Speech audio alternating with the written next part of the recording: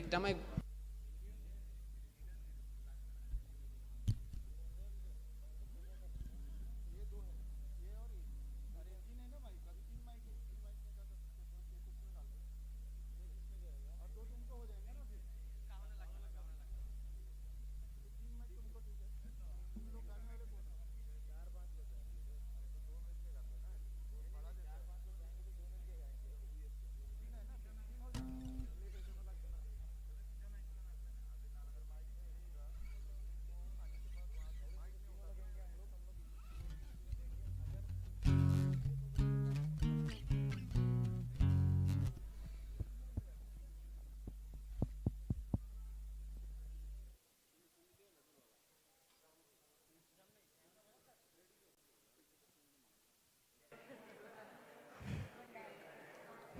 Hello.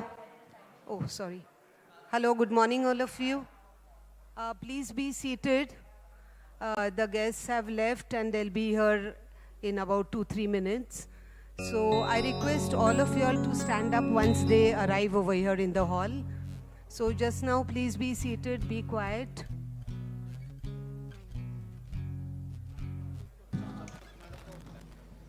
I hope all of you all have registered your names at the registration counter.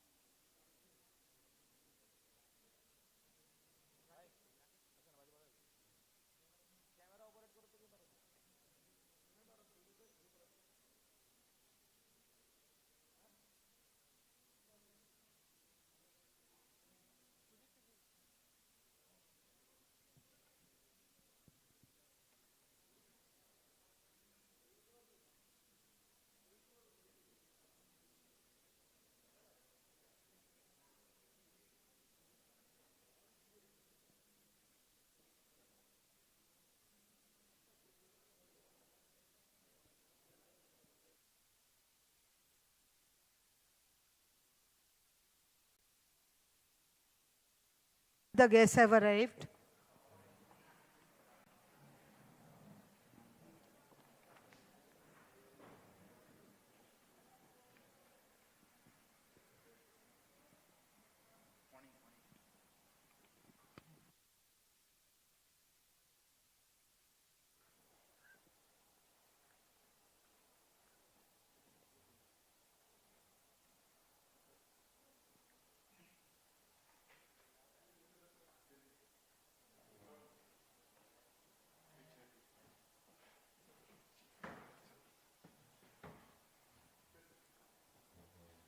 Please be seated.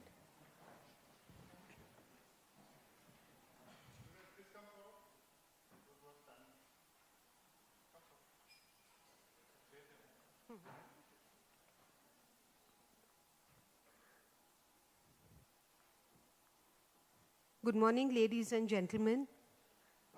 I, Bharati Kokil, welcome you all on behalf of Savitribai Phule, Pune University to a joint seminar between the International Center, the Department of Defense and Strategic Studies, the Department of Dr. Babasaheb Ambedkar Studies, Savitribai Phule, Pune University, and the Deputy High Commission for the People's Republic of Bangladesh, Mumbai, India. The seminar is on Father of the Nation, Bangabandhu Sheikh Mujibur Rahman in the international arena and Bangladesh. As per the traditions of Savitribai Phule, Pune University, we begin with the university song. I request everyone to stand up while the song is being played. Thank you.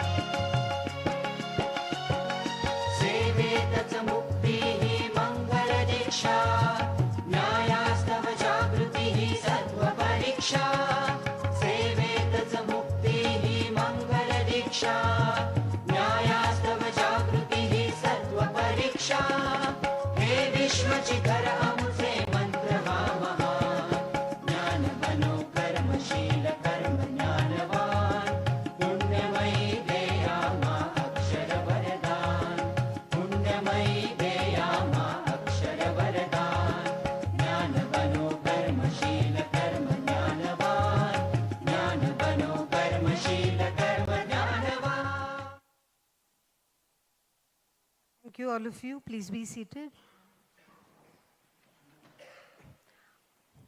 We have a little surprise for all of us here.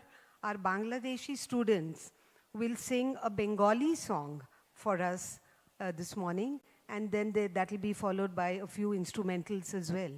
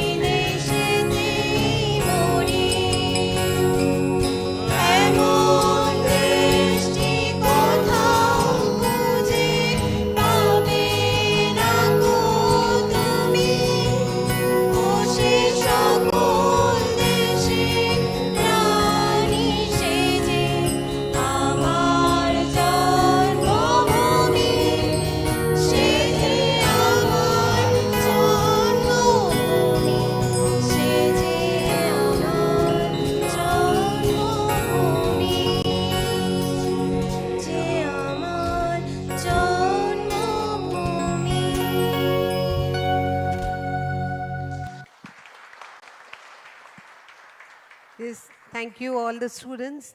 That was well sung. All auspicious functions and ceremonies commence with the lighting of the lamp. Flame symbolizes wisdom and knowledge.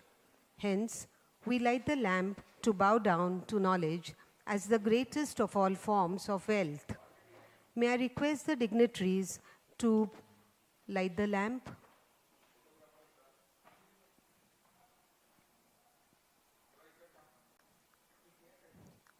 Lighting of the lamp by the dignitaries.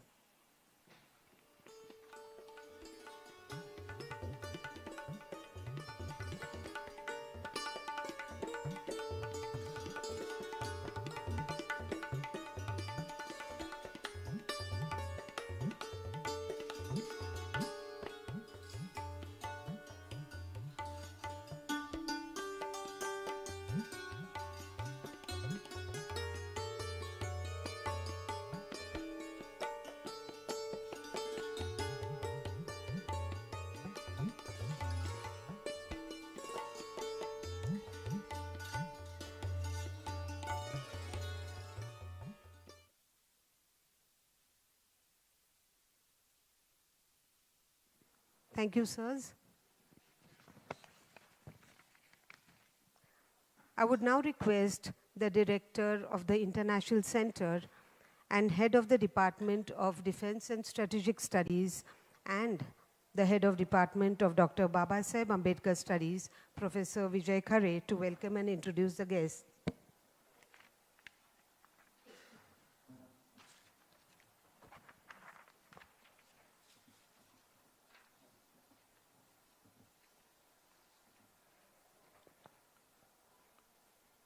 His Excellency Chiranjeev Sarkar, Deputy High Commissioner at Bangladesh, Deputy High Commission, Mumbai, India.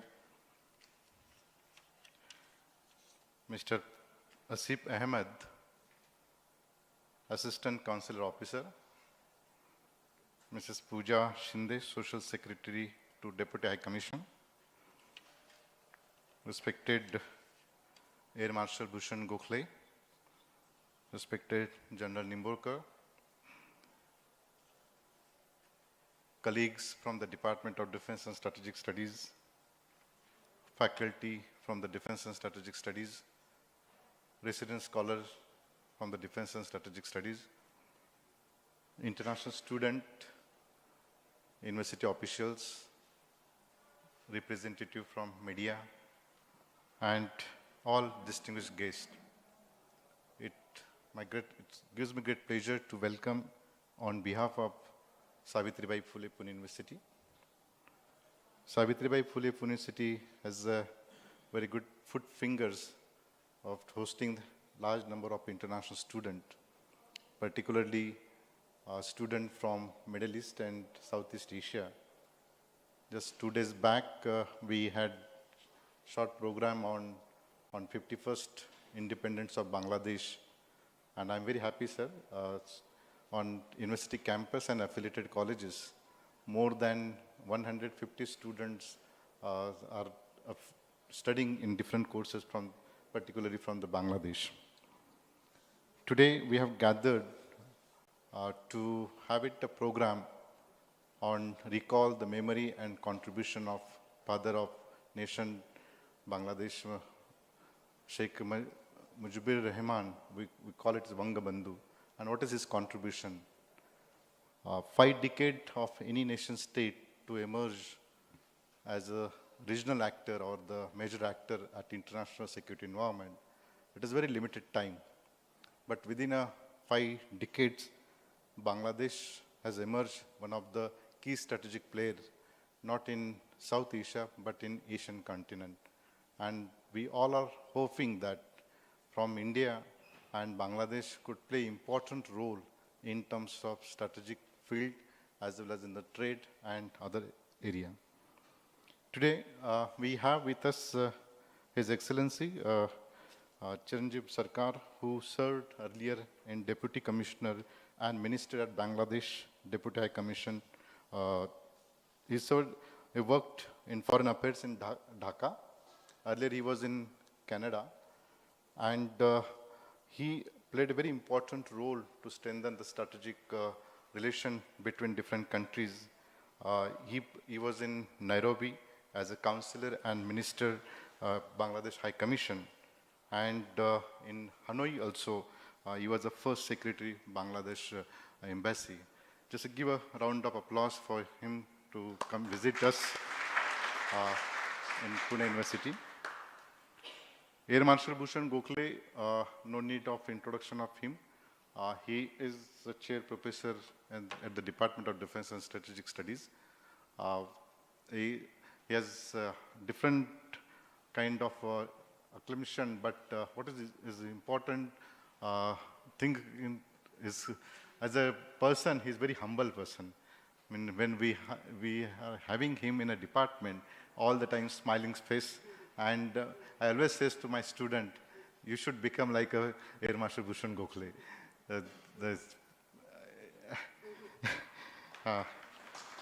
Air Marshal Bhushan Gokhale is VSM, AVSM, PVSM. He commissioned in Indian Air Force in 1968 as a in a fighter stream, and he has flown over 35,000 hours on a variety of combat and trainer aircraft. In fact, today he's here because he himself and his brother both were participating in 1971 war. And I thought that we are discussing in 1971 war. What a wonderful interaction we will have it with him, but the person who contributed in 71 war, particularly this new generation, those who are going to become a defense analyst or strategic experts in the field of international relations and security environment. For them, it would be a good thing, so I invited him. Sir, welcome, sir, on behalf of Savitribai Phule Pune University. General Nimborkar, you need not to have any introduction. We call him as a surgical strike man or surgical strike man, who carried out surgical strike against Pakistan, and after surgical strike, he did not say anything because he called him, everyone called him as a surgical strike man. He is also affiliated with us in the Department of Defense and Strategic Studies. Both will give their remarks on what Bangladesh, what is the present situation, particularly one will talk on 71 war and one will talk on nation building process in Bangladesh. So I welcome to each one on behalf of Savitribai Phule Pune University and International Center. Let me just take at a glance why we are discussing this issue on this occasion of 51st independence of Bangladesh. In fact, last 2-3 weeks back, Pooja called me and she said, "Sir, can we have it one program with the department and International Center on this occasion?" I said, "Definitely. In fact, this is the first program after 2 years COVID. Sir, all the time we were busy in online, and online we had a number of programs, but offline this is first official program where most of the students are using the mask. And in fact, I'm very happy that, and I accepted her proposal, and today we are here. We all aware that two-nation theory championed by the Muslim League and the partition took place in 1947. And creation of Pakistan in 1947 to till date, it is a headache to particularly Indian security. We had 3 major wars with Pakistan, 1947, 48, 65, 71, and Kargil conflict, and still what will happen we don't know. So one hand, when the two-nation theory created Pakistan, partition of the India, and after that, in the election of National Assembly in Pakistan held in 1970, and Awami League led by Sheikh Mujibur Rahman emerged as a leader, and he got 167 seats out of 313 seats. And it was simple demand of East Pakistan that East Pakistan should get autonomy, and the majority, particularly election fought on autonomy of East Pakistan. And when Sheikh Mujibur Rahman got majority, 167 seats, Pakistan was not allowed to him to took over power. And this was the issue particularly started, East versus West. And Pakistan rules resorted a midnight crackdown on 25th March 1971. I will not go into that all details. All experts are here, they are going to talk, but that was the beginning, and we all are aware about that. 10 million people had taken a refuge in India. Particularly those students sang us two important songs for in the Bengal language. They must aware that what kind of sacrifice are done by their forefathers for the nation building. Because you are here, probably you are the third generation student, but when you will go back to your country, you don't forget what they sacrifice or what they made it contribution for Bangladesh. And when 10 million refugees entered in India, then it was a really issue, particularly refugee included paramilitary forces and East Bengal Rifles, and they call themselves as a Mukti Bahini. And in a Mukti Bahini, the movement started under the leadership of Bangabandhu. The Indian government supported, and later on, we all about 1971 war. So what I'm saying to, what I wanted to say a few words that what is the contribution of India to emerge as Bangladesh as one of the important state at not only in South Asia, but in Asian country. That is because of the Indian government supported to Bangladesh. And from beginning to till date, India and Bangladesh playing important role, and hands to hand, they are emerging as one of the good partner. Morning we were discussing that what is the percent of trade between India and Pakistan, and what is the percentage of trade between Bangladesh and China. Bangladesh and India, and Bangladesh and China. So His Excellency said that now in recent days, particularly China is overtaken the businesses or the trade. But I'm hoping, sir, India is a market which has a different kind of culture, and hopefully this new generation will change the mindset, particularly when they talked about the nation building process. So this is the background I wanted to say about the war. Air Marshal Bhushan Gokhale will talk about nation building process, how it has emerged.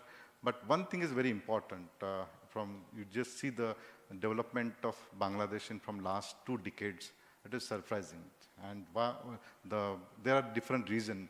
But if any nation state emerge at this stage within a 5-decade period, it means something is very important. And what is important? The sacrifices of forefathers for the nation building. And new generation should get that lesson, how could anyone sacrifice for the nation building. So with this word, I'm not taking too much time. Once again, I welcome on behalf of department, on behalf of International Center, on behalf of Savitribai Phule Pune University. Thank you very much. Thank you, sir. Thank you very much. May I now request the chief guest, Mr. Charanjit Sarkar, Deputy High Commissioner of Bangladesh in Mumbai, to felicitate Professor Dr. Vijay Khare. You will felicitate him first.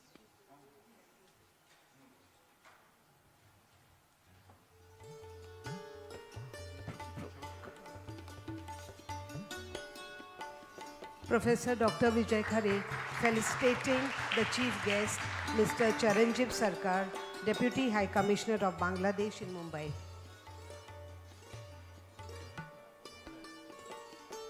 With a shawl, memento and a bouquet.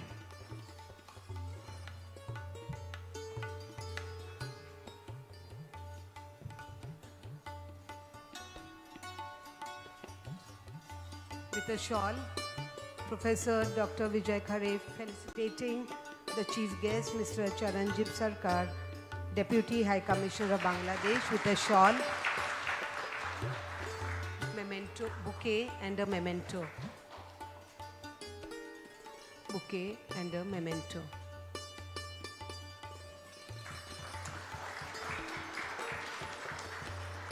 Thank you, sir.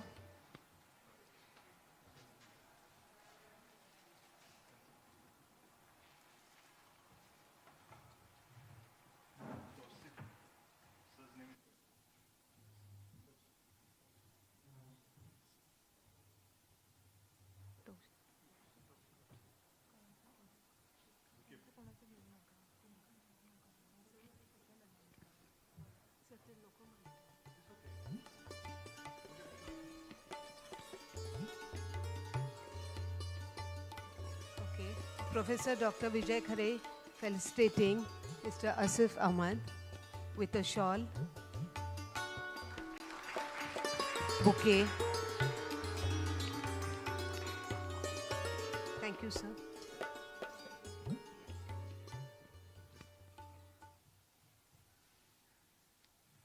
May I now request the Chief Guest, Mr. Charanjit Sarkar, Deputy High Commissioner of Bangladesh in Mumbai, to felicitate Professor Dr. Vijay Khare.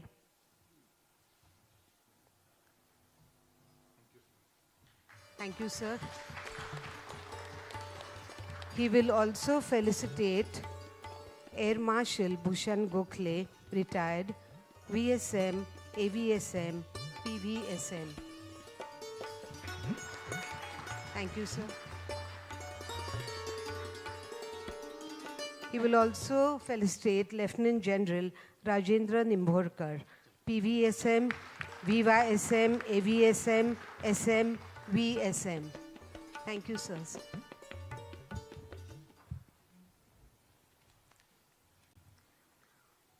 We now proceed with the book release titled The 1971 War, An Illustrated History, at the hands of the Chief Guest, Mr. Charanjit Sarkar, Deputy High Commissioner of Bangladesh in Mumbai. The book release titled The 1971 War, An Illustrated History.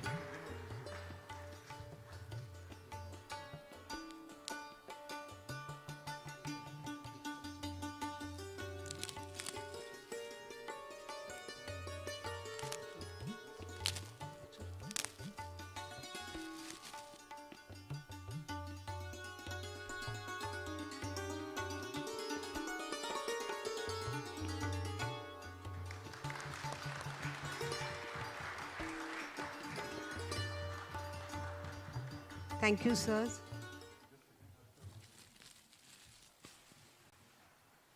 This book is a part of Ministry of Defense. We have received a chair, Minister of Defense, and Air Marshal Gokhale and his team has come out with a very wonderful book, which is a detailed history has given in this book.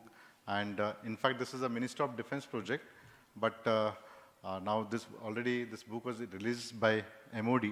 But being a part of chair, we have, on this occasion, we are just releasing the book. Thank you. Thank you, sir. May I now request the Chief Guest, Mr. Charanjit Sarkar, Deputy High Commissioner of Bangladesh in Mumbai, to deliver his speech on Father of the Nation, Bangabandhu Sheikh Mujibur Rahman, in the international arena and Bangladesh.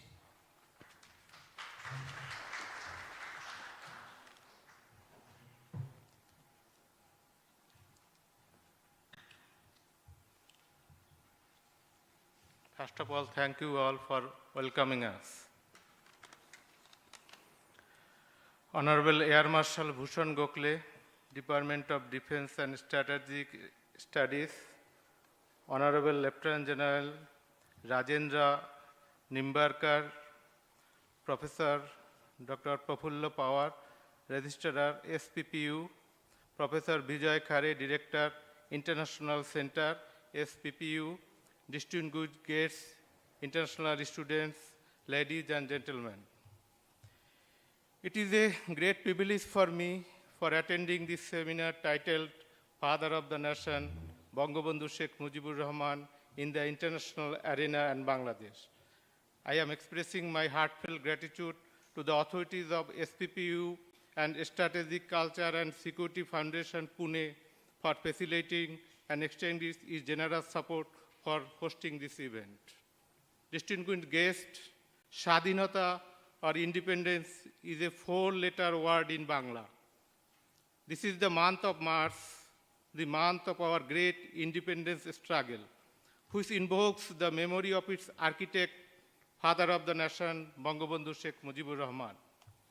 I would like to take this opportunity to pay my deep respect and homage to the departed soul of the father of the nation, Bangabandhu Sheikh Mujibur Rahman. I recall with deep respect the millions of martyrs who sacrificed their lives in the war of liberation, and that we achieved our independence for their supreme sacrifice.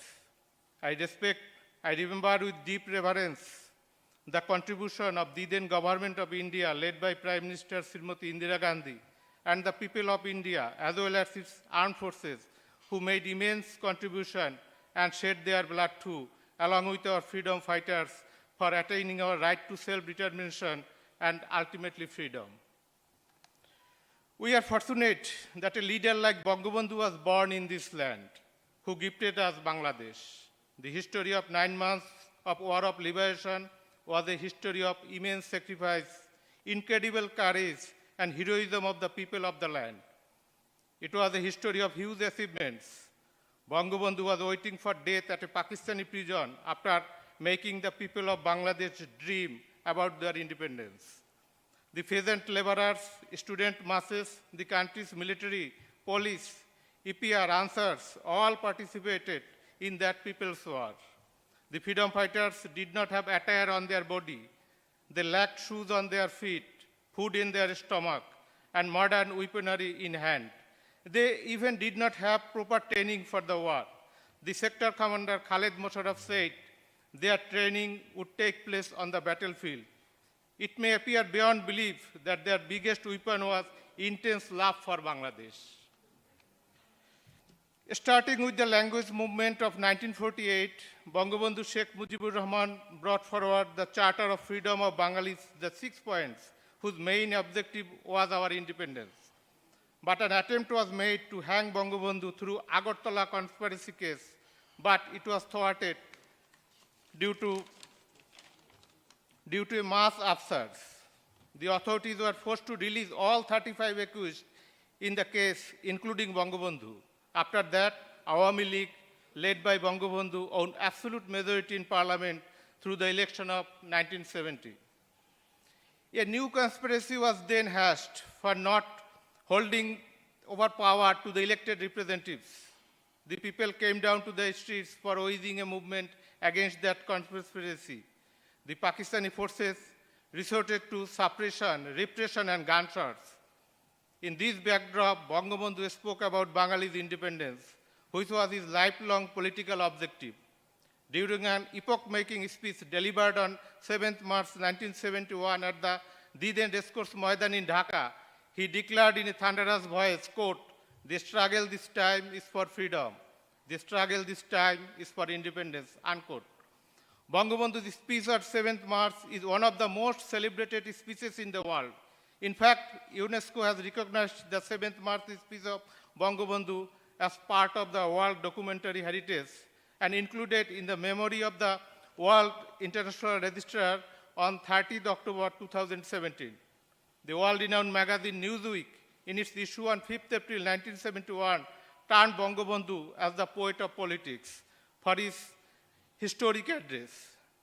This historic address of Bangabandhu on March 7 will be an eternal source of inspiration not only for us, but also for freedom-loving people around the world. Bangabandhu in that speech asked the people to build up fortresses at all homes and call for confronting the enemies with whatever they possessed. This call was transmitted to the spirit of a whole nation as seen during the 9th month of the Liberation War. Bangladesh achieved victory on 16 December 1971. When Bangabandhu returned to the country on 10 January 1972, he found the roads, bridges, culverts, ports, airports, railway lines, wagons, all destroyed due to the ravages of the war. On the other hand, there were 35 million homeless people, 10 million refugees, 200,000 women who lost their honor, no food in food warehouse, and no foreign exchange in banks. He started his journey with 3 million families of martyrs. Bangabandhu recognized and rebuilt the country within a mere 3.5 years, received recognition from 27 international agencies and 126 countries, and framed the national constitution within 10 months.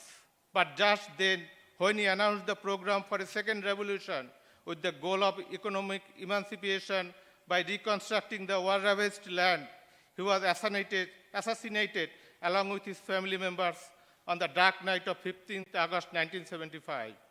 The spirit and values of the liberation war were also killed in the process. The forward march of a secular, exploitation-free, democratic Bangladesh was thereby pushed back. Bangabandhu's daughter, present Prime Minister of Bangladesh, Honorable Sheikh Hasina, survived as she was at that time outside the country. When she returned to her homeland, she was made the President of Awami League. After ascending the power for the first time in 1996 and the consecutive 3 times since 2009, Prime Minister Sheikh Hasina has been completing the unfinished work of Bangabandhu with the fearless courage of her father and transforming the country in all aspects of socio-economic paradigm. As a result, Bangladesh is now marching rapidly towards the highway of development. Distinguished guests, the government of Bangladesh has been consistent in upholding our foreign policy, quote, friendship to all, malice towards none, unquote. The policy was enunciated by the father of the nation, who always highlighted on the importance of peace. Bangabandhu, in the August Assembly of the United Nations in 1974 said, quote, the United Nations remains the forces of man's hope for the future, unquote. He encapsulates Bangladesh's abiding faith and confidence in the UN and multilateralism. Following this ideal, Bangladesh is now a leading troops and police contributing countries in all peace operations approved by the UN. Our many peacekeepers sacrificed their lives to secure peace in conflict-ravaged countries around the world.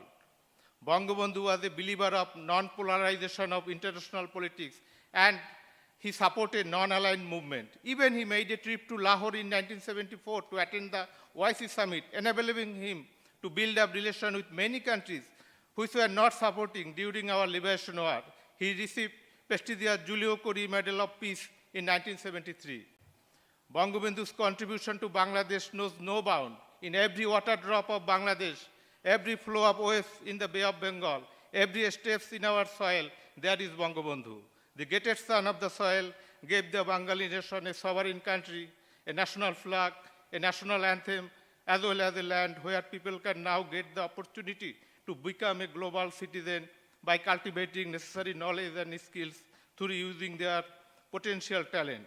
With this note, I am concluding my speech and again expressing my thanks to all. May Bangladesh-India friendship live long. Jai Bangla.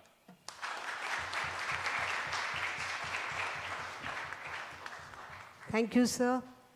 Thank you very much for sharing with us the details of the contribution made by Bangabandhu Sheikh Mujibur Rahman towards the independence of Bangladesh and the progress that Bangladesh has made since its independence. Thank you, sir.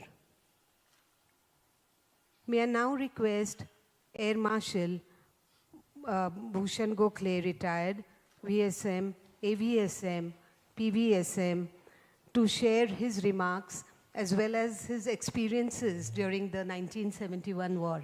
Thank you, sir.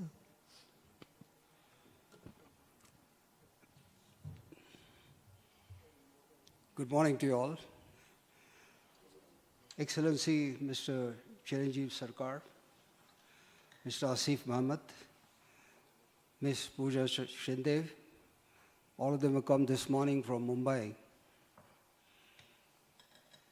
General Nimborkar, my colleague from the army, who, as you all know, did this wonderful surgical strike in 2019. and of course, Professor Vijay Khare, who knits this program so well always, and compliments to him for organizing it today. At the outset, I would like you to give you a round of applause to those students who sang so beautifully. Please stand up and take.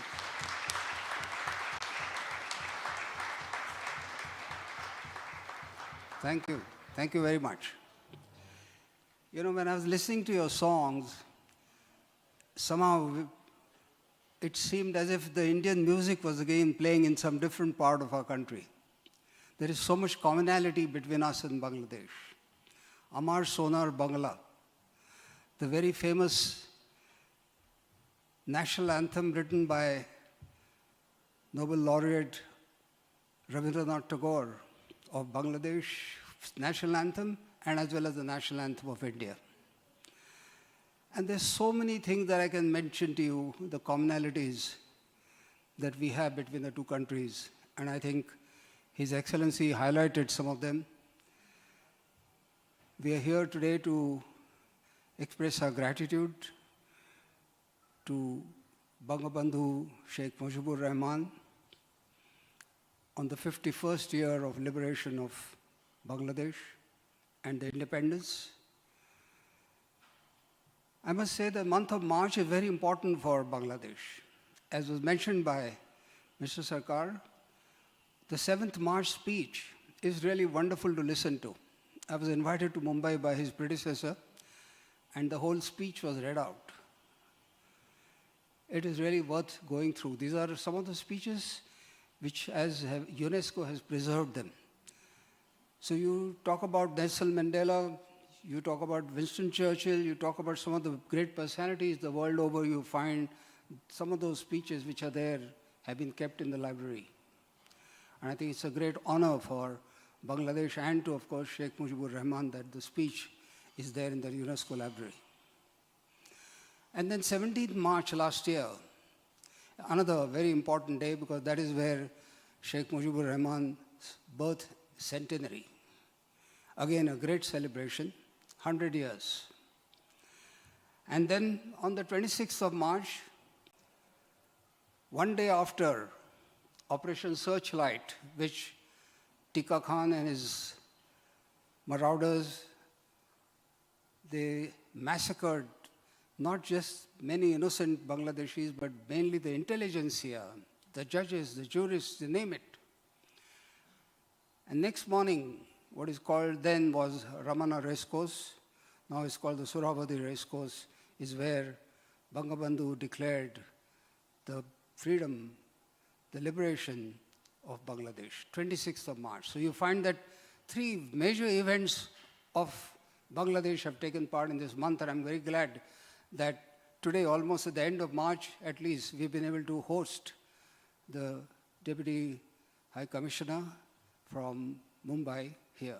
Thank you very much for visiting Pune, sir.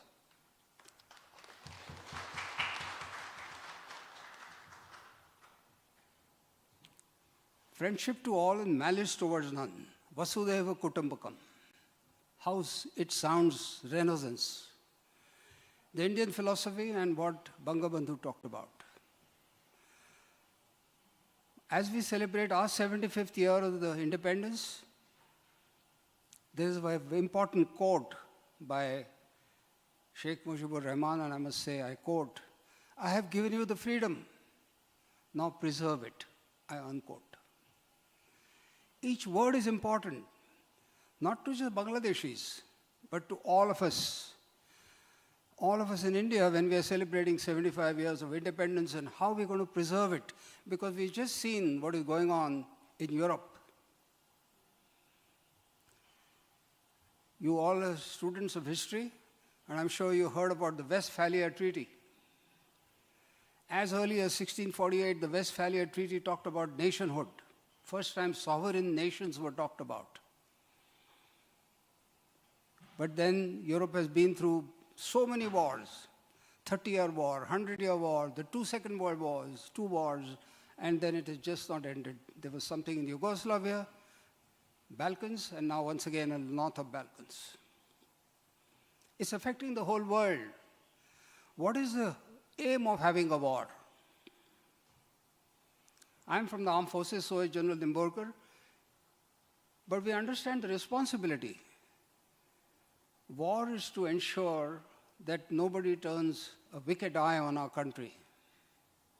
And if it does, we give a befitting reply.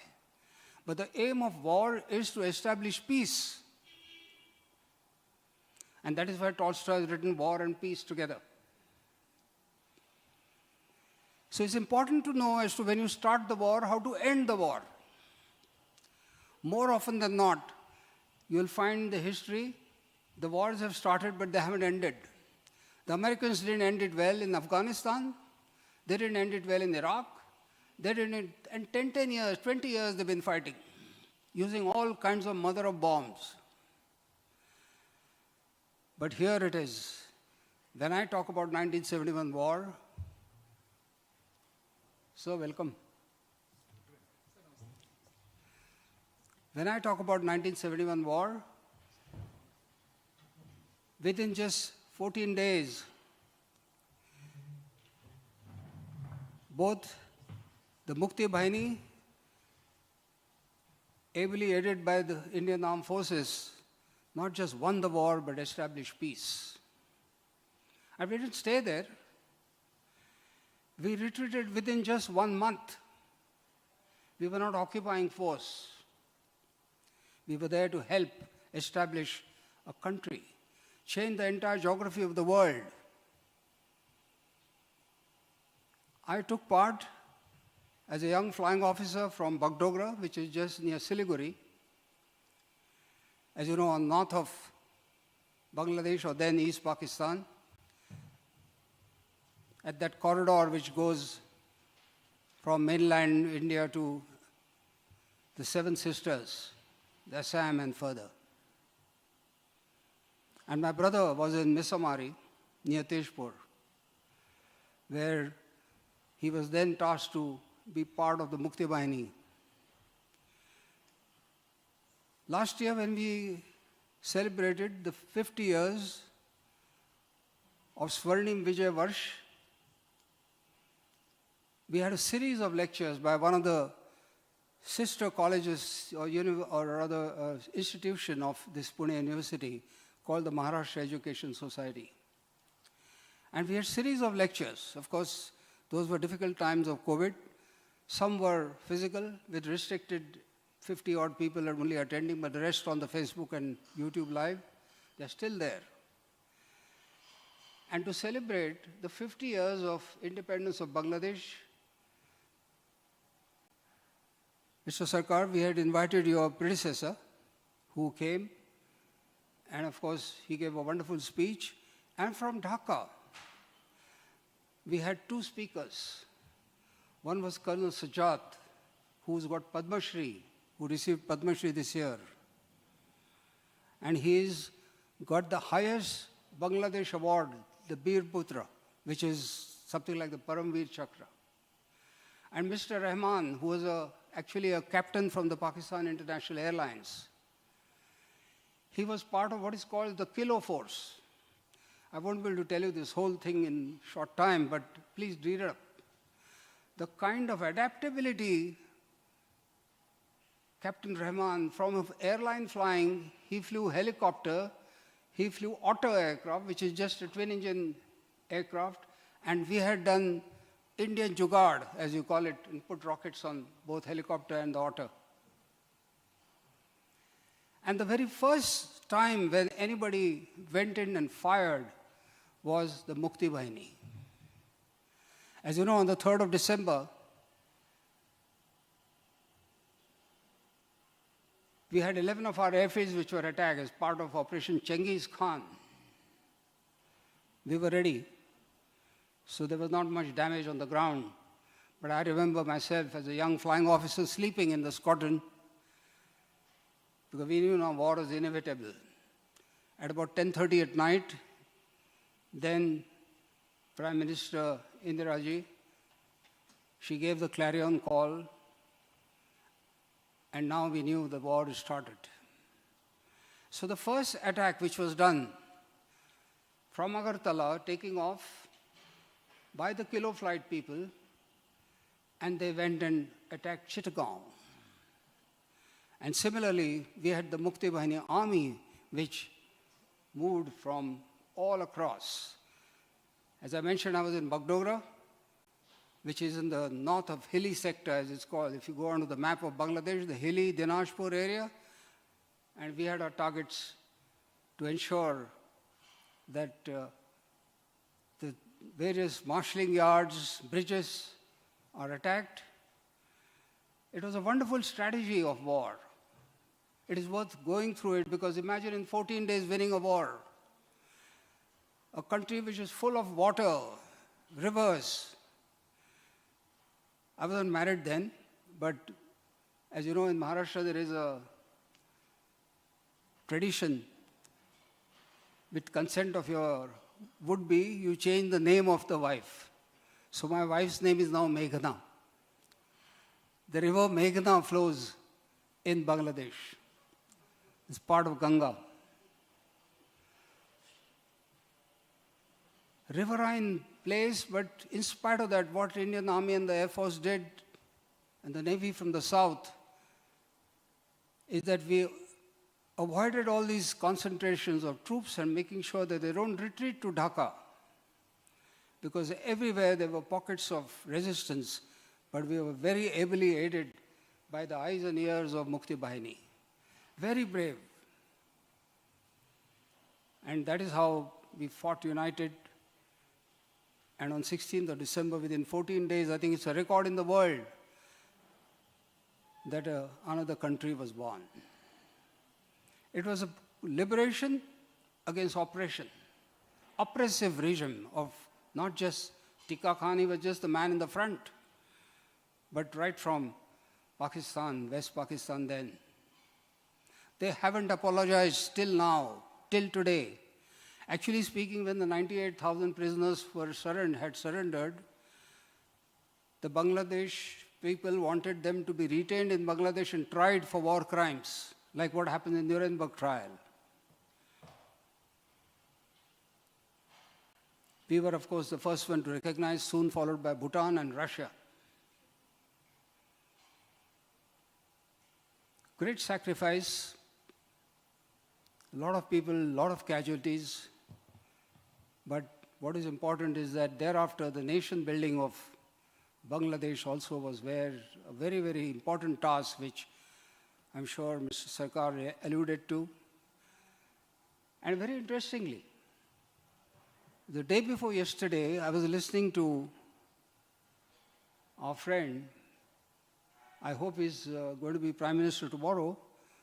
There is a vote of confidence at the moment, table. So Prime Minister Imran Khan, in a public speech, he was saying that I admire the foreign policy of India. I admire the foreign policy of Bangladesh. I admire the economic progress done by India, and I admire the economic progress of Bangladesh.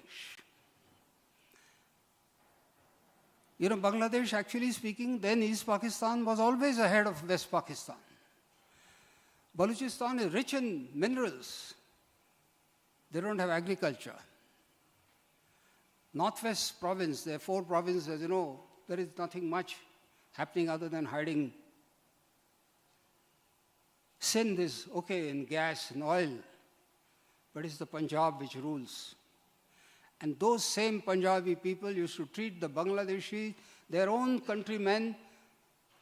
I've heard stories from all these friends of mine from Bangladesh as to how ill-treated they were in their own country.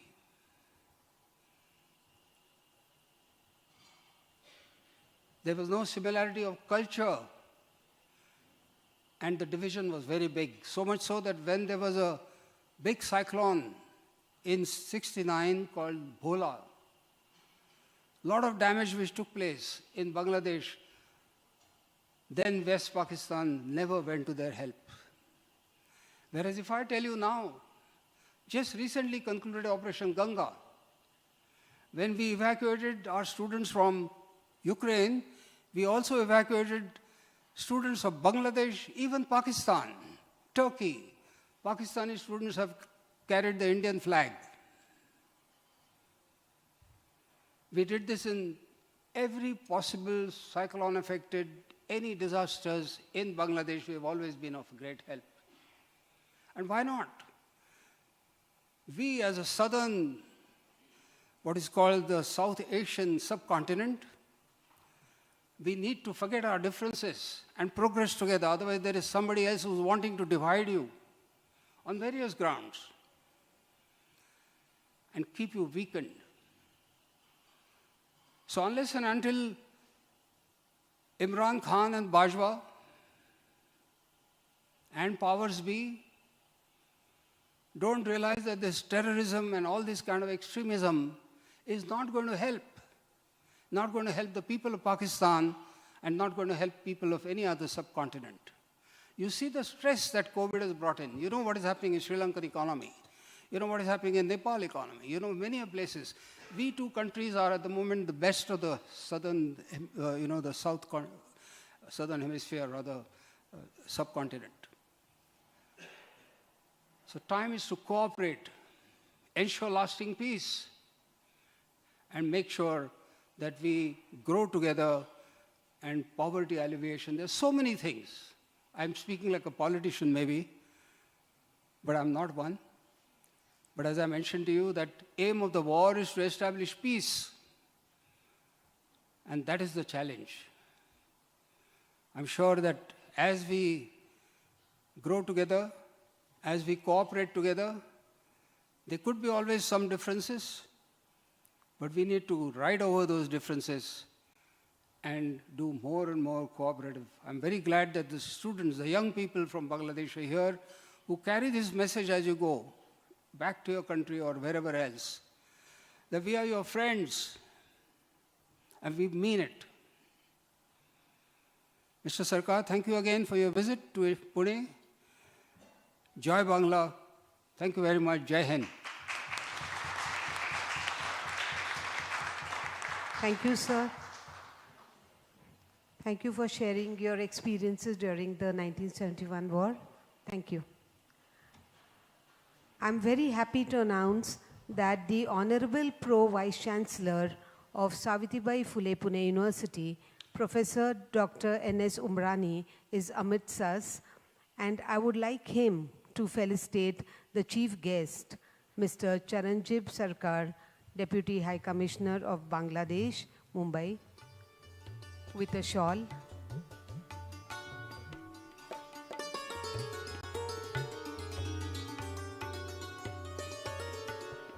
The Honorable Pro Vice Chancellor of Savitribai Pune University, felicitating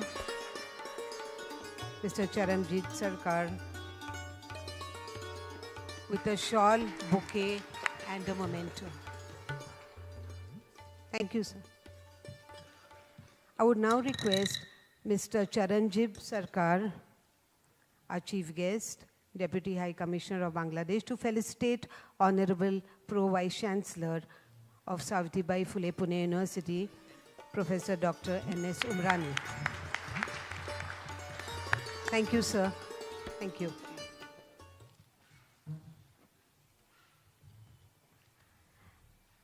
May I now request a surgical strikeman, Lieutenant General Rajendra Nimborkar, retired, PVSM, VYSM, AVSM, SM, VSM, to share his remarks. Thank you, sir.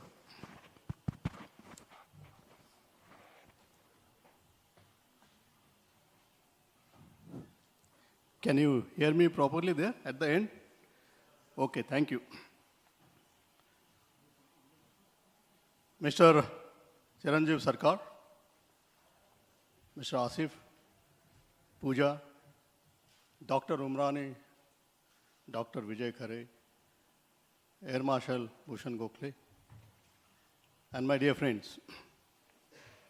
Firstly, I consider it's a unique honor and a proud privilege for me to be here at the Pune University because of two things. Firstly, I am an alumni of this university. I did a 2-year course here. I'm very proud of it. Secondly, as regard Bangladesh, I did National Defense College course in Dhaka, Mirpur for 1 year. I made a lot of friends there. In fact, the present naval chief, ex-naval chief are personal friends, and there are so many. I learned reading and writing Bangla in Dhaka. And I can say, last but not the least, on 22nd of March this year, I have been awarded PhD in Indo-Bangla relations.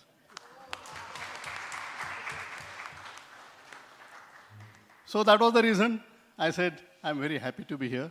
Thank you for giving me a chance, Dr. Khare. So there is a lot to say as far as Indo-Bangla relations are concerned, and I can go on and on. But to fit my topic in, say, about 25 minutes, I'll not take more than that. I can assure you that.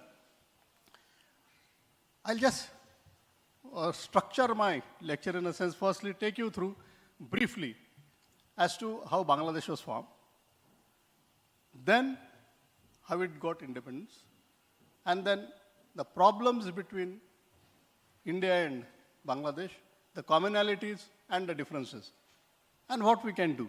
Very, very briefly. Firstly, you have been already told, and we are witness from as a children as to how Bangladesh was formed. There are a lot of problems between then East Pakistan, that is today's Bangladesh, and West Pakistan. Though they were divided on a religious basis, they did not pull on well. The major problems and the discrimination which was done by West Pakistan to Bangladesh, if you take one by one, take economy. About 96% of the foreign aid was given to West Pakistan, and only 4% was given to East Pakistan then. Except the US aid, which was categorically told that 36% has to be given to Bangladesh, that is East Pakistan. As far as social and linguistic discrimination, the Urdu, the language which was never spoken in today's Bangladesh, was accepted as an official language. And the Bangladeshis are very, very proud of their language. I think more than our Indian West Bengal. In fact, they did carry out a revolution for making Bangladesh as their mother tongue, and it was known as Ekushe Revolution.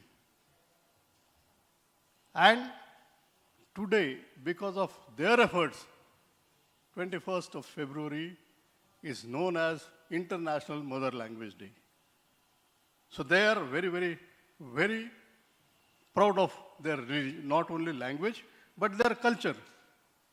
And why I say culture is the Bengali culture across borders.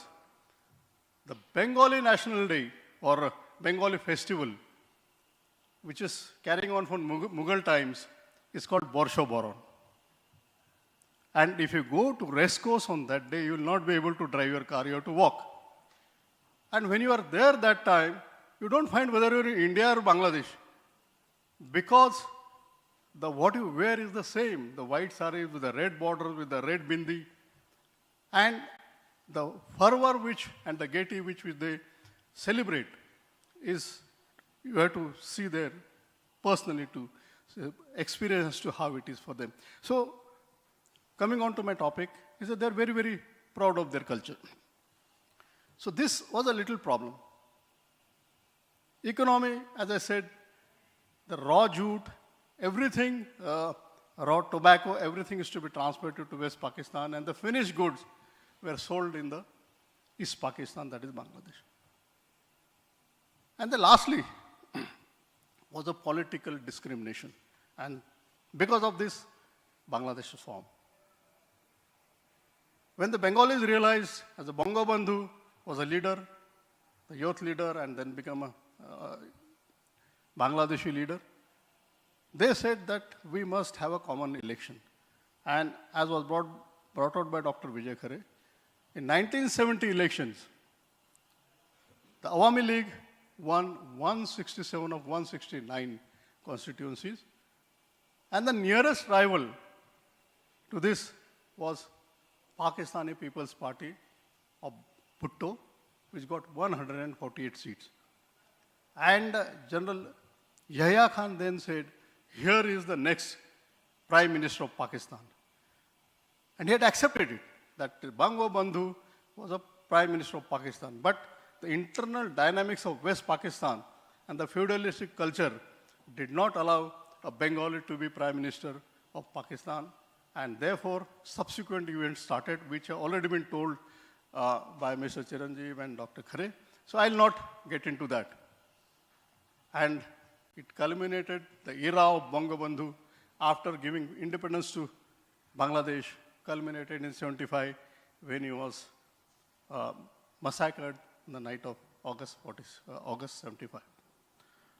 But his legacy carried on, and Bangladesh kept on progressing further.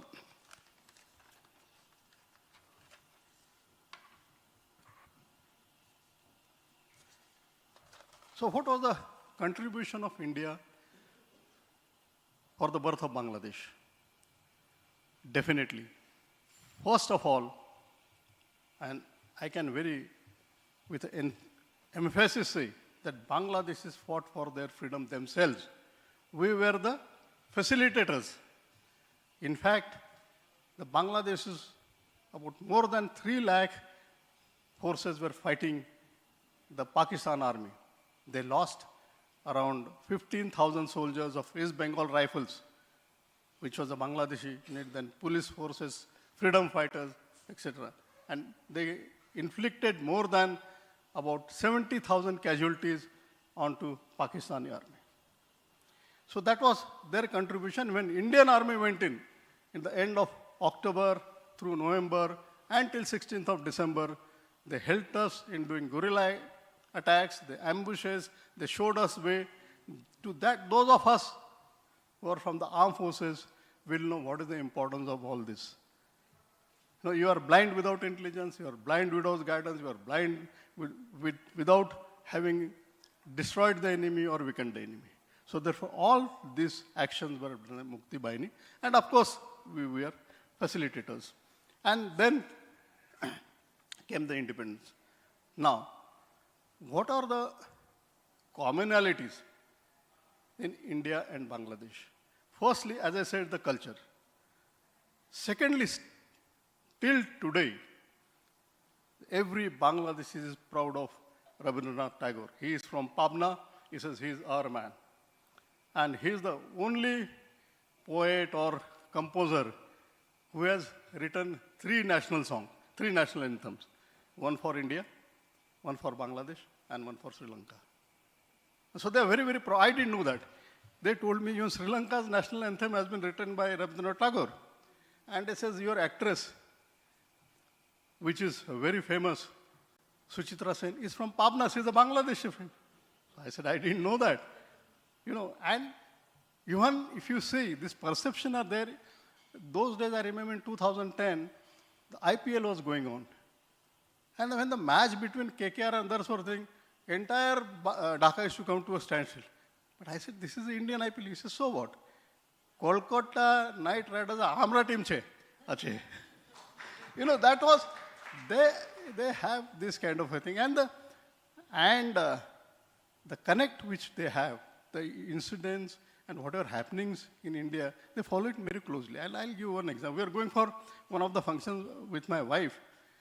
And the Bengali officer who was doing course with me, he knew that I'm not interested in films and also he never asked me anything. So he went to my wife. He says, Sheila Bodhi, ये अभिषेक बच्चन और ऐश्वर्या राय के बीच में कुछ problem चल रहा है क्या? So I don't know. So I'm just saying they are so well informed of everything which is happening in India.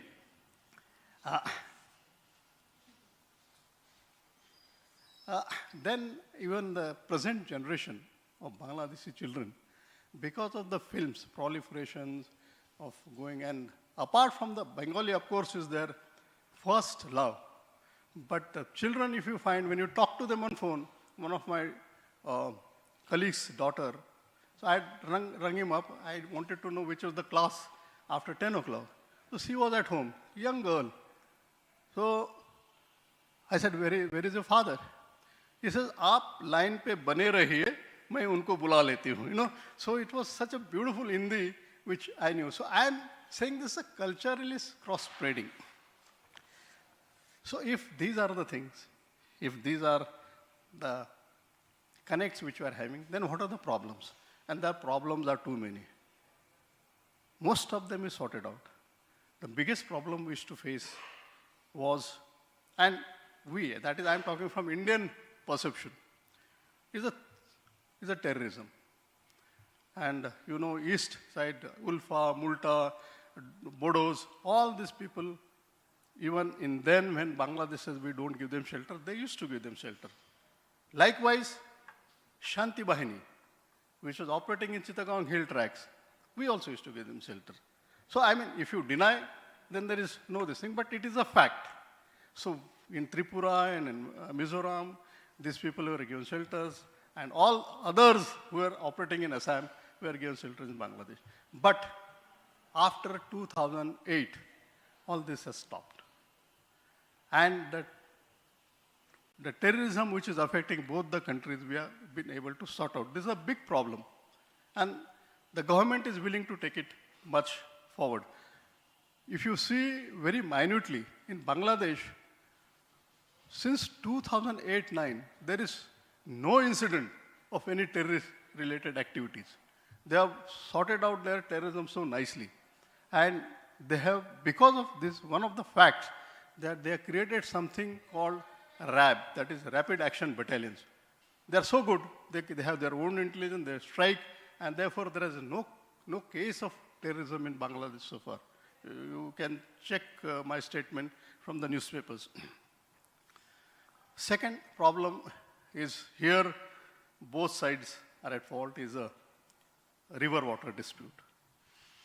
We have been able to sort out the distribution of Ganges water to satisfaction of both the parties. What is left is Tista. We feel that Bangladesh's demand is little too more, and our state of West Bengal is having a problem. But I think if you show maturity, these also problems can be sorted out. The way given to Bangladesh was link Brahmaputra with Tista and then to Ganges. But somehow, though it is a feasible solution, it was not agreed to. They say, no, you build dams in Nepal and other things so that, no, you control the water of Ganges in monsoons, and then you can give it 50,000 cusecs whenever we want it. So anyway, there is a problem on this. Second is the transit. We are having a problem of transiting in the chicken snake, as they call it, Jalpaiguri corridor, and getting to the northeastern states. If Bangladesh gives us a transit straight from Calcutta going to Tripura, it will save us a lot of problems. They will save us economically, it will save our times, then integration will be better. But from earlier days itself, Bangladesh is considered, it's, one can say, not a correct word, blackmailing point, which is we will not give them transit because our security will be compromised. This is a little misconception. I don't think we can compromise their security. So therefore, if they levy the toll, as we say, on our movement, Bangladesh every year will earn 700 crore rupees, Indian rupees, not takas. And therefore, the balance of trade, which is subsequently the deficit of trade, which is more on Bangladesh side, can be offset to that. But these are some of the things which the next problem, which has been sorted out, and you must have read and seen, is the problem of the enclaves. Now, Prime Minister Modi has managed to sort this out with the Bangladesh, and we have given them Angar Potha and Diagram enclave, and we got Berubaria. Also, Tin Biga corridor has been leased. So that issue has been killed. So likewise, so many contentious issues can be sorted out. The problem, and I sympathize with Bangladesh, is the problem of marine boundary. Now, if you see Bangladesh, and due to the international convention, if a rectangular block goes deep inside the sea, 200 kilometers of exclusive economic zone. But if you see India from this side, from west to east, if you take it, cut across that block. and from other side Myanmar, say from east to west. So India and Myanmar, it eats away entire exclusive economic zone of Bangladesh. Now they're very much right in saying that, where is my exclusive, you take everything, what is there for me? No, here I am right as an Indian, Myanmar is right, Bangladesh is right, as per the international law. Now who gets what, they have to sort out themselves. And this has to be done very maturely. It can be sorted out, but the mature leadership is required on both sides, a little bit of give and take. I think give and take means, as they consider we are a big brother, I think we'll have to give more. No, something like this will have to be worked out. How the other part connected with this is something called South Talpati Islands, or called New Moor, or called Purbasa, the way you take it. And the problem is, it surfaced somewhere in 70s. Earlier, there was no island. And as per the international law, the flow of the river which goes to that island, from there the boundary is taken. And there is a river called Haribanga River, which goes to the island. And we say that it is to other side. And those islands are on our side. And Bangladesh says it flows midway. So these are certain contentious problems. Problem of migration, I'll not touch. Bangladesh says there is no migration or illegal migration. We say that there it is. But what troubles me most, if you see, when we exchange these enclaves, no, 111 versus 44, we gave more land to Bangladesh, there's no doubt about it. But we gave a choice to the population. You want to, where you want to go, you go. If you want to go to Bangladesh, you go to Bangladesh. If you want to go to India, you go. Mind you, 1:3 was the ratio. 3 people went to Bangladesh and only 1 came to India. So therefore, this is a dichotomous thing. People coming from Bangladesh to India, there is no doubt. There are people do come. But it's a natural phenomenon, economic migration. But this is a little dichotomous thing which has happened.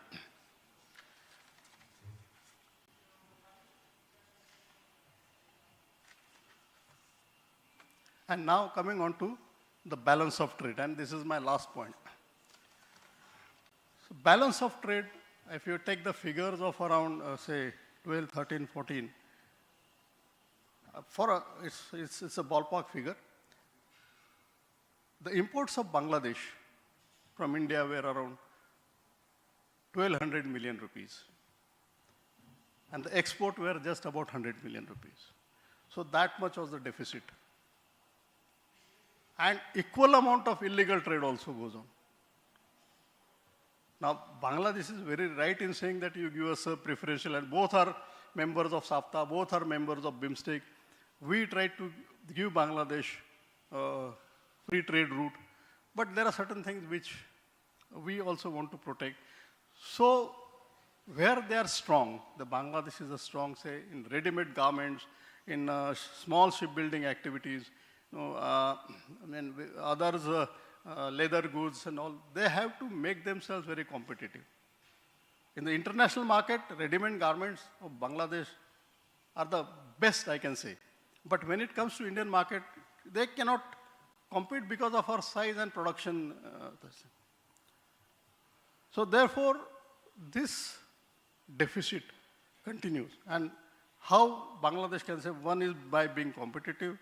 Secondly, we are the ones in the entire world, India is very notoriously known for levying anti-dumping activities.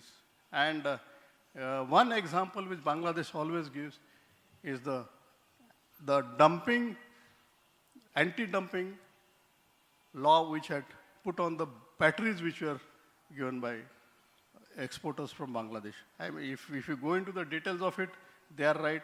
From our side, we are also right. But suffice to say that we have to find some ways. Now, how can Bangladesh offset this? Normal trade, it is very, very difficult for them to offset this deficit. As I said, firstly, give the transit. There's nothing wrong with it. You earn money. Second is, give a use of ports. There are 2 important ports. One is on the western side of Bangladesh and one is eastern side. Western side is Mongla. Let Nepal, India, and Bhutan use this port. And all the revenue you take from them. All the three countries will benefit. Second is Chittagong port. Chittagong port, entire our northeastern states can use it. The India benefits and you also benefit.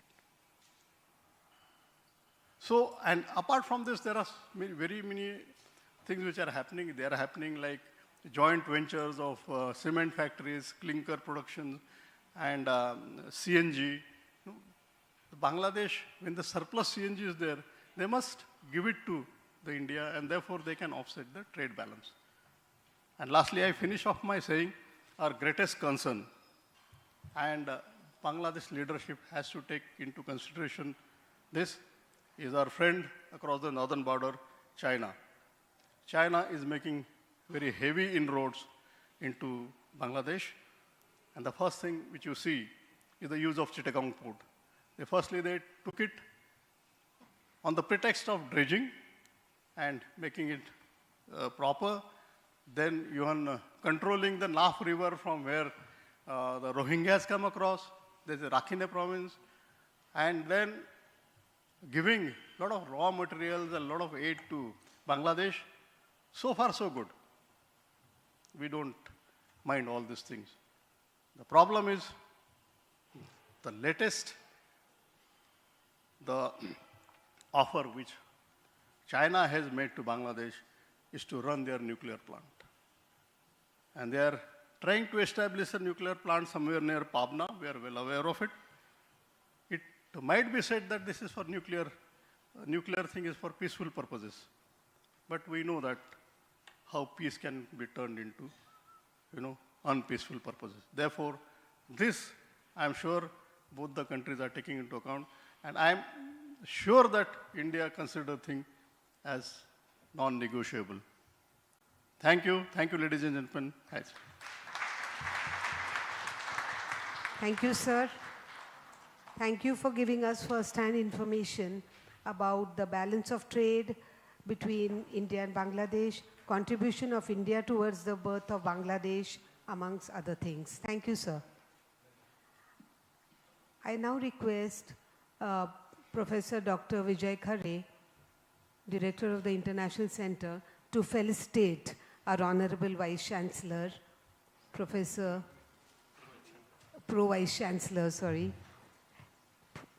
Dr. N.S. Umrani, with a bouquet. Thank you, sir.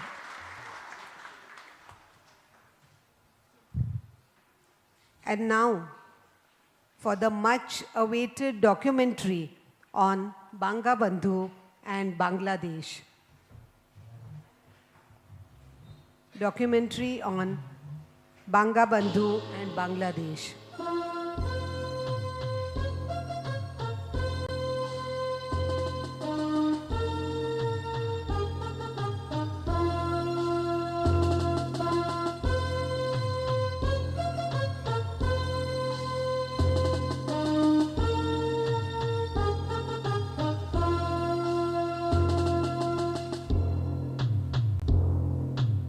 A dark, deep shadow cast a pall of gloom on the life of Bengalis following the defeat of the sovereign Nawab of Bengal, Siraj-ud-Dowla, in the Battle of Polashi in 1757.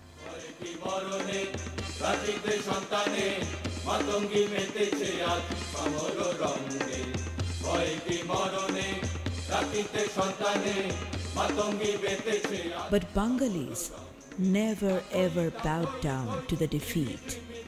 Great warriors came out in defiance like Khudiram, Masterda Surya Sen, Pritilota Wadedar, Subhash Chandra Bosu, A.K. Fazlul Haq, Hussain Shahid Sohrawardi, and Maulana Bhashani. Following a protracted war of resistance, the British rule came to an end in 1947.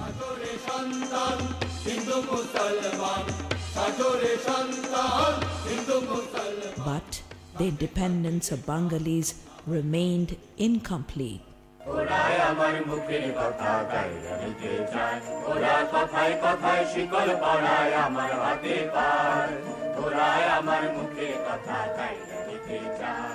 We had to shed our blood in 1952 for the demand of a language and culture.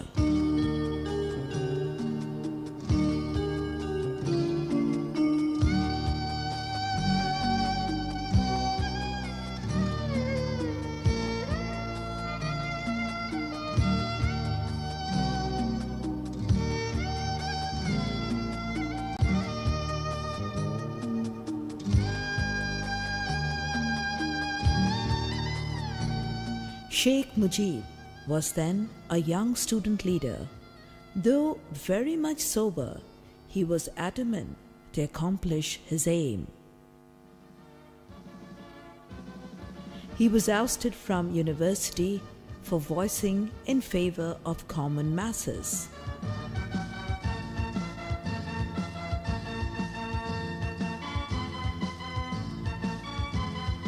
Upon being elected as General Secretary of Awami League in 1952, he set forth the advancement of the province's popular movement.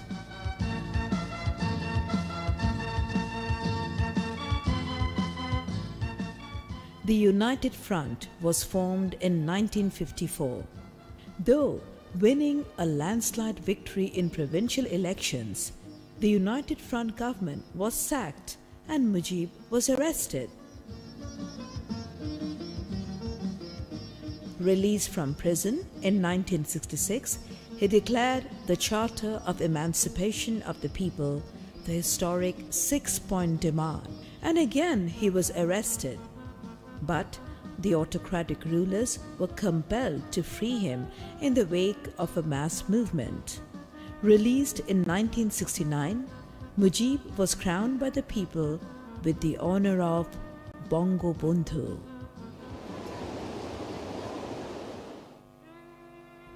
An unprecedented tidal surge and cyclone completely battered the country's entire coastal regions in 1970.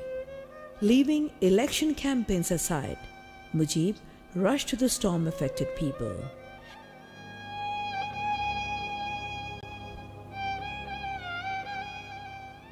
In the same year's general elections, Awami League under Mujib's able leadership won a thumping victory.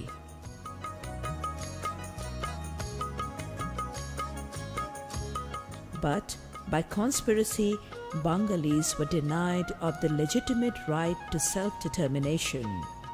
Following that turbulent political storm, Bangabandhu gave the Declaration of Independence in the 7th March historic public meeting at Dhaka. Marking the end of centuries' struggle, walking upright like Tagore, at last he reached the podium, as if a poet tuned to the hymn offered his endless verses.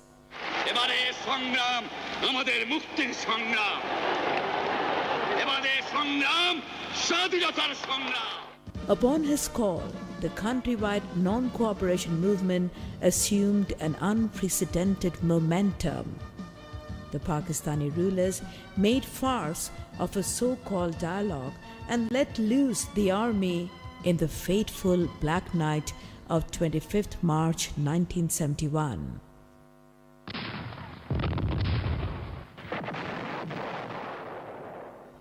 Before getting arrested the same night, Bangabandhu declared the War of Independence through a formal statement that read, "The Pakistani army has attacked Pilkhana EPR base and Rajarbagh police line and killed the city's people. Resistance is going on in Dhaka and Chittagong. I am appealing to the nations of the world. Our freedom fighters are at war to liberate our motherland. In the name of Allah, the Almighty, go on with the struggle till the last drop of your blood. Seek assistance from the EPR, Bengal Regiment and Ansars, and victory will be ours. Get the last enemy be driven out of a holy motherland." Send this message to Awami League leaders and workers and to all patriotic and independence-loving people. Let Allah take care of you. Joy Bangla. 10th April 1971. The close associates of Bangabandhu formed the Bangladesh government in exile with him as the president. On 17th April, the government in exile took oath at the mango orchard of Boitunath Tola, Kushtia. The armed struggle for the liberation of Bangladesh began under the supervision of Sayyid Nazrul Islam, Tajuddin Ahmed, Captain Mansoor Ali, and A.H.M. Kamruzaman.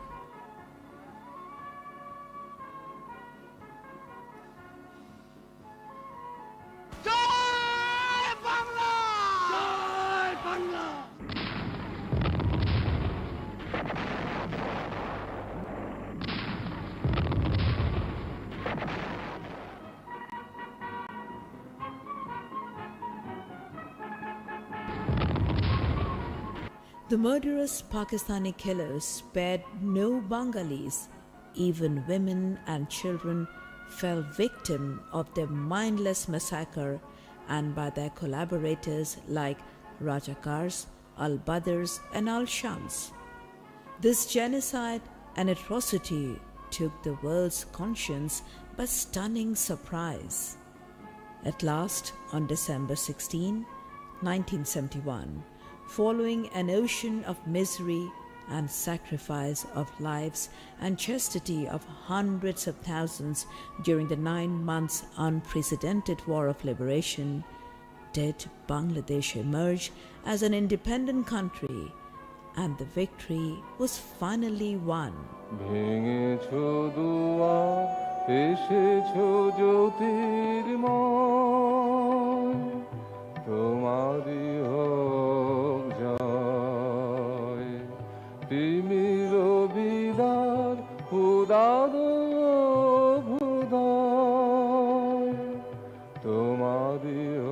Bangabandhu returned to Bangladesh on 10 January 1972 from Pakistani prison.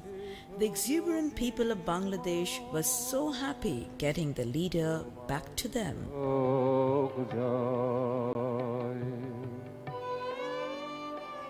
আমার বাংলাদেশ আজ স্বাধীন হয়েছে, আমার জীবনের স্বাদ আজ পূর্ণ হয়েছে, আমার বাংলা মানুষ আজ মুক্ত হয়েছে। Bangladesh took a tough challenge by taking over the reign of office, for the murderous Pakistani troops and their collaborators had left the country into a heap of devastation. All that were left was a completely broken infrastructure. He had to take responsibility of rehabilitating 30 million families.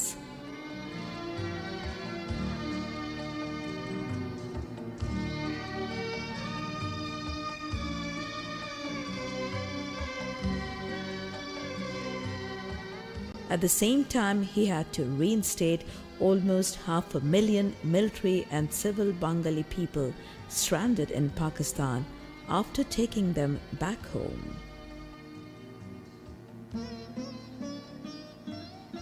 In the very first cabinet meeting held on 14 April 1972, all the dues and interest on land revenue were exempted.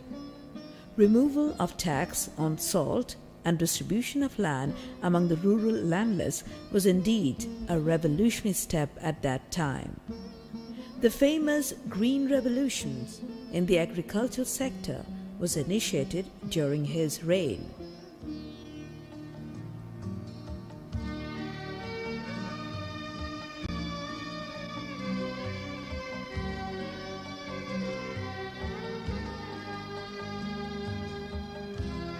Bangabandhu went out to the field to work by himself, and a whole nation stood by him in the stride for national reconstruction. Banglar Hindu, Banglar Buddha, Banglar Christian, Banglar Musalman, Amra sabai Bangali. Banglar Hindu, Banglar Buddha, Banglar Christian. The draft constitution of the country was enacted in the Legislative Council on 4th November 1972 based on 4 stale principles like democracy, nationalism, socialism, and secularism. Thus, a historic commitment was fulfilled. দুনিয়ার ইতিহাসে বিপ্লবের পরে কেউ শাসনতন্ত্র 11 মাসে দিতে পারে নাই। এই বাংলার মাটিতে আওয়ামী লীগ আমরা দিয়েছি। আপনাদের দলিল জনগণের অধিকারের দলিল। 25 বছর কত সংগ্রাম করছে দলিলের জন্য, সেই দলিল বাংলার মানুষ পেয়েছে। As Bangabandhu issued an appeal, the valiant freedom fighters of the country responded by surrendering their firearms willingly. They devoted their potentials to rebuild the country, by which once they waged a fierce battle against the occupation army.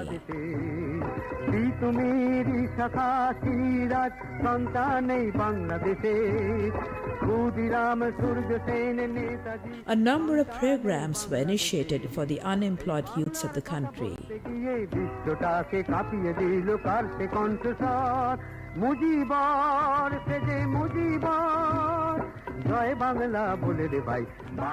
At Bangabandhu's instruction, India pulled out all its troops from Bangladesh.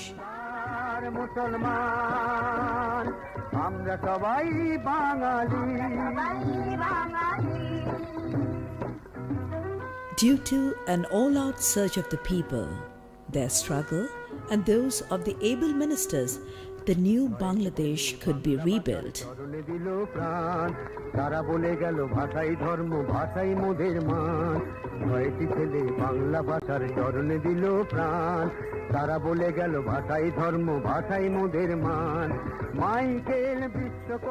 The war-injured freedom fighters were given medical treatment, and the women tortured during the war were given the honor of valiant warriors. He did give due importance to the basic rights like healthcare. Bangabandhu took bold initiatives for empowering women of the country. He founded education policy directives like Dr. Kudrat-e-Khuda Commission. Major reforms were undertaken in education sector like free primary education for all, establishment of 11,000 new schools, and nationalization of as many as 40,000 schools. To rebuild the country, and the new struggle that ensued was to make the supreme sacrifice of 3 million martyrs.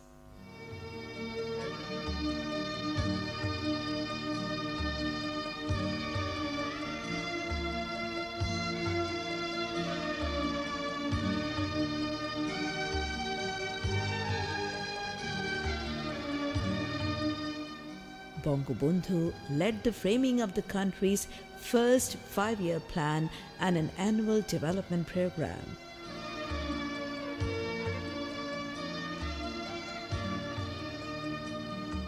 Bangabandhu was an idol to the leaders and workers and a symbol to follow.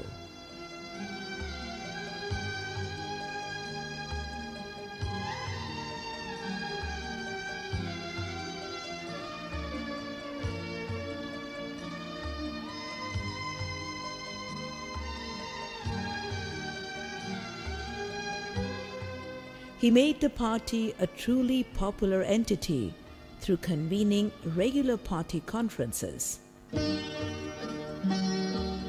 This was followed by all other associated organizations and units of the party. Awami League pledged a number of major socio-economic directives, including waiving of land revenues up to 25 bighas.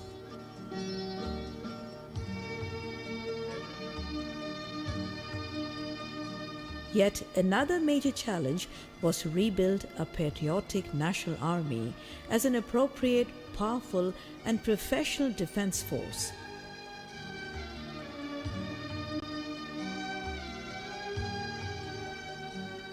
Bangabandhu committed to raise an elite army on the very occasion of cadet turnouts at Kumilla Military Academy on 11 January 1975. On 15 January 1975, Bangabandhu inaugurated the country's first police week. He proudly recalled the glorious role of policemen in the country's war of liberation. He did not forget to honor due dignity to the ever-vigilant border forces of the country, the Bangladesh Rifles, who played a key role of gallantry in the war. He undertook a number of initiatives to revamp all these defense and law-enforcing constabularies. Bangladesh started diplomatic efforts for friendship through visiting friendly countries, including our neighbor India. During his visit to the Soviet Union, the two countries signed an economic cooperation treaty.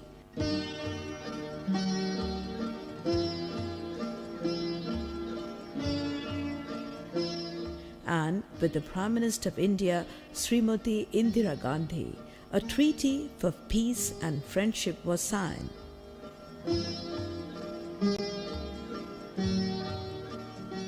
Likewise, many foreign dignitaries visited Bangladesh at Bangabandhu's invitation.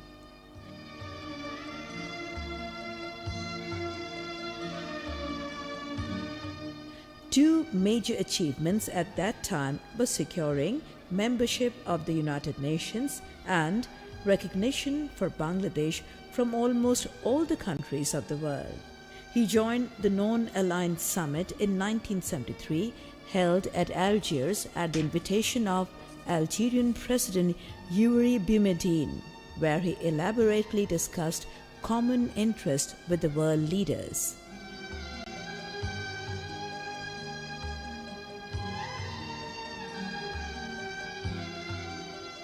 He upheld the dignity of Bangladesh by making the first historic UN General Assembly speech in Bangla. Bangladesh তার সকল প্রতিবেশী দেশের সঙ্গে সৎ প্রতিবেশী সুলভ সম্পর্ক প্রতিষ্ঠার চেষ্টা চালিয়ে যাবে। যে সম্পর্কের ভিত্তি হবে শান্তিপূর্ণ সহাবস্থান, পরস্পরের সার্বভৌমত্ব ও আঞ্চলিক অখণ্ডতার প্রতি সম্মান প্রদর্শন এবং একে অন্যের আভ্যন্তরীণ বিষয়ে হস্তক্ষেপ না করা। Undisputed leader of the masses, Sheikh Mujibur Rahman, was making a headway to rebuild the nation. Just at that moment, the anti-liberation forces made a severe assault. They failed to make blockades to progress, and at last the conspiracy led to the massacre of Bangabandhu Sheikh Mujibur Rahman along with his entire family. The dream of making golden Bangla met a severe setback. But the dictates of the time never cease to assert, even if it remains blind. The new generation of the 21st century feel at the depth of their hearts that Mujib means nothing other than freedom. This is a bond between father and his son. Today, millions of voices make out this valiant chorus, once echoed out of the great voice of Mujib, now in multiple magnitudes.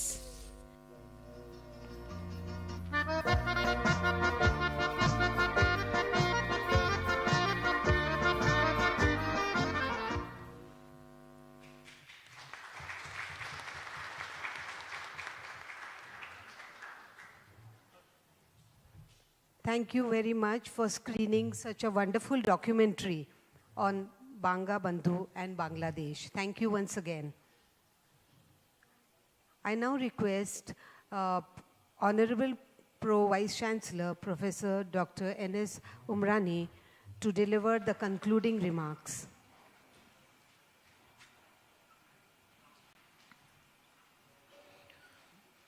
Respected Chiranjeev Sarkar, Deputy High Commissioner, Bangladesh,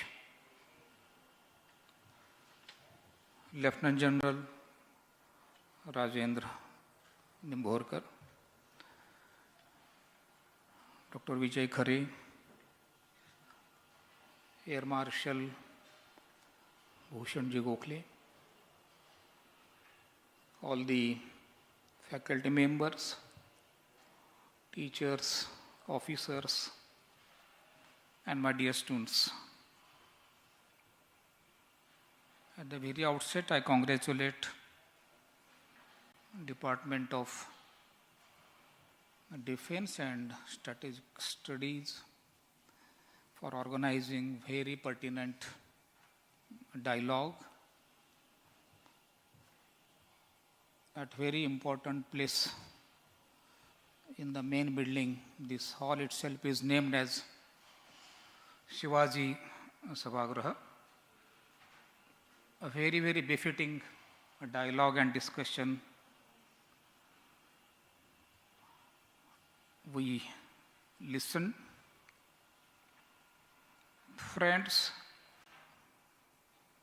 we all need to understand the commonalities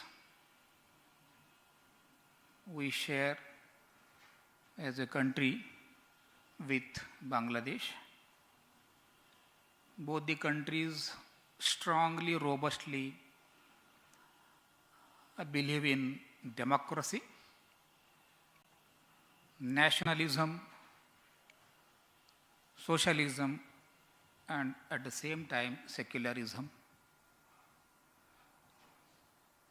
And we must understand that we both the countries consistently believe in peace and friendship. Therefore, the teachers and students in higher education in India must try to understand this relationship with Bangladesh, not only in terms of geopolitical aspect. In many ways, even this great university, when it was established, the main purpose and motto of this university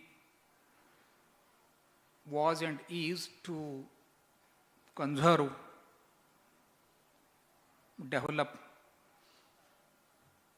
the flavor of language and culture, dignity and respect to diversity. That has to be inculcated through teaching, learning, research, innovation. Even in research, recent happenings on the campus and colleges, startup, in all areas we believe in coming together, collaboration, partnership. Presently, we have 55,000 institutions in our country wherein higher education is being imparted. Private universities, deemed universities, government universities, affiliate colleges, autonomous colleges. On the campus, we have 50 well-known academic departments. All these departments consistently last 70 years have produced good leaders for the politics, industry, business, even for governance. Therefore, this is a time wherein we have to think of design thinking, critical thinking, creative thinking for the purpose of addressing the highly important challenges like poverty, terrorism, and climate change.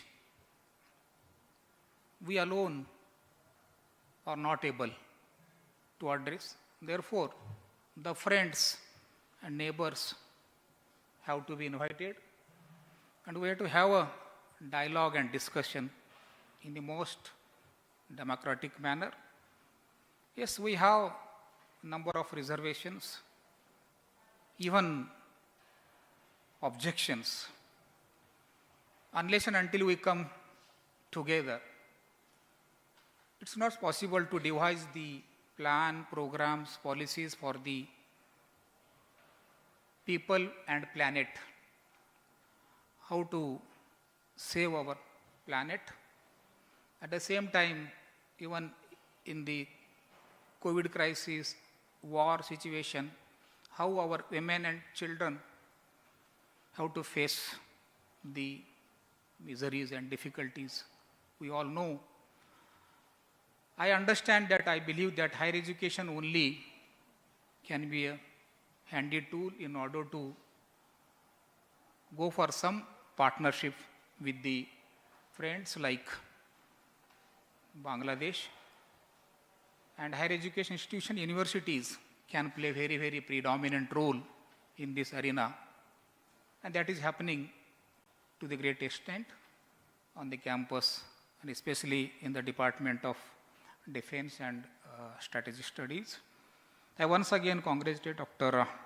Vijay Khare and his whole team for organizing this wonderful discussion and dialogue.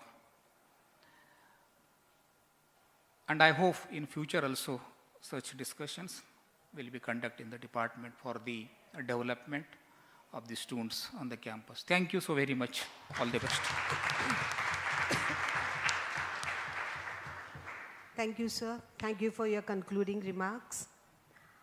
I now request Mrs. Pooja Shinde, Social Secretary from the Deputy High Commission from the People's Republic of Bangladesh, Mumbai, to propose a vote of thanks, which will be followed by the national anthem of Bangladesh and then the national anthem of India.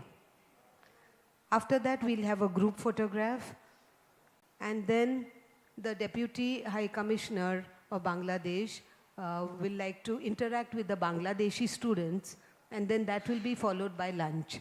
So thank you. Distinguished guests, ladies and gentlemen, and dear students, a very good afternoon to you all. It is a privilege to offer a thanks to Honorable Vice Chancellor Sir, Professor Dr. Nitin Karmalkar Sir, Honorable Pro Vice Chancellor Professor Dr. N.S. Umrani Sir, Honorable Register Professor Dr. Prafulla Pawar. It is worth mentioning that we deeply impressed to you by your fine sentiment and goodwill gesture to all of us. Thanks goes to Air Marshal Bhushan Gokhale, retired VSM, AVSM, PVSM Sir, Department of Defense and Strategic Studies, for his goodwill gesture and kindness to join this program. Thanks goes to Lieutenant General Rajendra Nimborkar Sir, PVSM, UVSM, AVSM, SMVSM, for his goodwill gesture and kindness to join this program.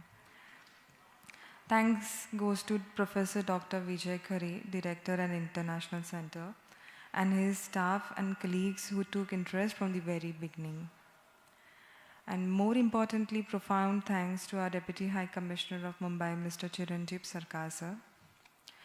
I must mention a deep sense of appreciation and thanks to Savitribai Phule, Pune University, every single person who supported to schedule this program. I cannot thank everyone by name, but kindly accept our thanks, appreciations who are responsible for technical arrangements, stage setting, lightings, caterings, drivings, security personnel, video and photography, and so on and so on.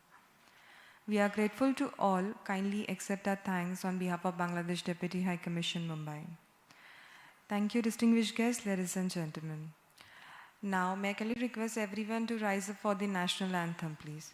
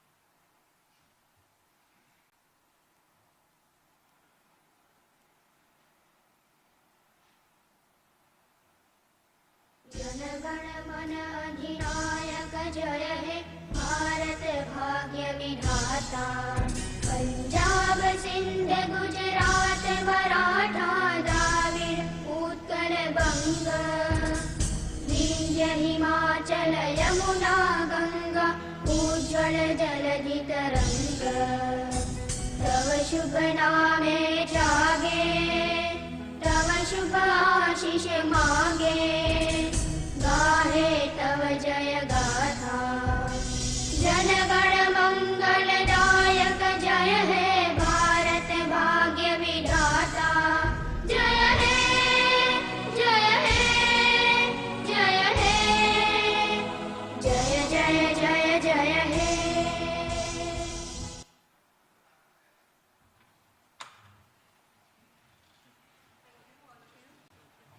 Thank you, all of you. Please gather together for a group photograph behind over here on my right-hand side. And then the Bangladeshi students can interact with the Deputy High Commissioner. Thank you. And please join us for lunch after that. Thank you so much.